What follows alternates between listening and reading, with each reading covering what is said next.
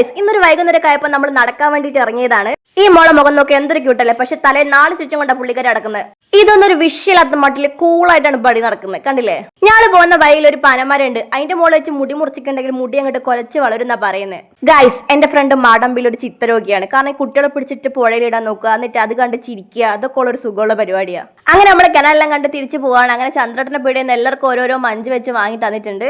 അത് കഴിഞ്ഞ് നമ്മൾ ദേവകേച്ചിന്റെ വീട്ടിൽ പോയപ്പോൾ അവിടുന്ന് വയറിറച്ച് മിച്ചറും അതേപോലെ തന്നെ വെള്ളത്തരവും തന്നിക്ക്.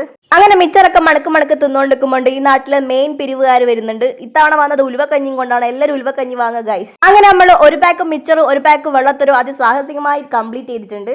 നമുക്കിത് സ്പോൺസർ ചെയ്തത് ദേവകേച്ചിയാണ്.